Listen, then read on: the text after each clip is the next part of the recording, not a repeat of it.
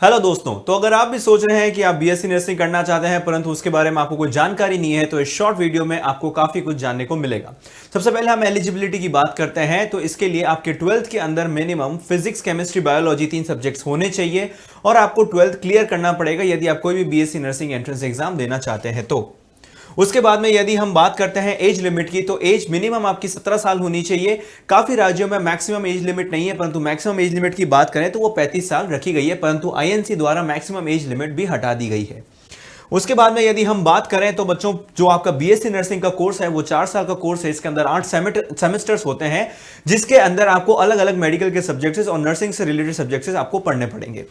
यदि मैं इसके बाद फीस की बात करूं तो गवर्नमेंट के अंदर लगभग आपके मिनिमम से मिनिमम फीस, जैसे कि एम्स हो गया तो उसके अंदर 3,000 से लेकर 8 से 10,000 पर साल और ज्यादा से ज्यादा 50,000 पर साल तक भी आपका जो है गवर्नमेंट कॉलेजेस की फीस रहती है।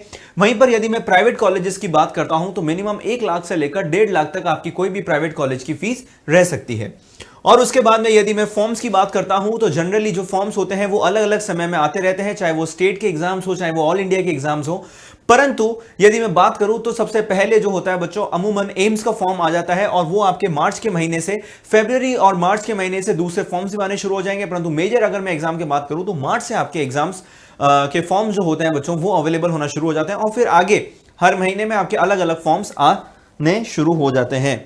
और लास्ट में यदि मैं बात करूं सैलरी की, तो यदि आप कोई भी प्राइवेट सेटअप में काम करते हैं आफ्टर बीएससी नर्सिंग, तो मिनिमम आप मान के चलिए कि 15,000 रुपए आपकी सैलरी रह सकती है। और यदि आप कोई स्पेशलिटी या सुपर स्पेशलिटी हॉस्पिटल में काम करते हैं तो अकॉर्डिंग टू योर एक्सपीरियंस और आपको कितना काम आता है उसके हिसाब से आपकी जो सैलरी है वो 20 से 25,000 या उससे ज्यादा भी रह सकती है। परंतु मैं यदि गवर्नमेंट सेक्टर्स की बात करता हूं एज अ नर्सिंग ऑफिसर या फिर दूसरे ऑर्गेनाइजेशंस की बात करता हूं, तो मिनिमम आपकी जो सैलरी है वो 40-50,000 से शुरू होती है और बढ़ते बढ़ते वो 1-1.5 लाख तक भी जा सकती है। तो बच्चों, ये थी तमाम जानकारी। यदि आप भी बीएससी नर्सिंग का कोर्स परस्यू करना चाहते हैं तो उत्कर्ष पे बच्चों चल रहा है मंजिल बैच, जिसको आप ज्वाइन कर सकते हैं और बीएससी नर्सिंग करने का सपना पूरा कर सकते हैं। Thank you so much.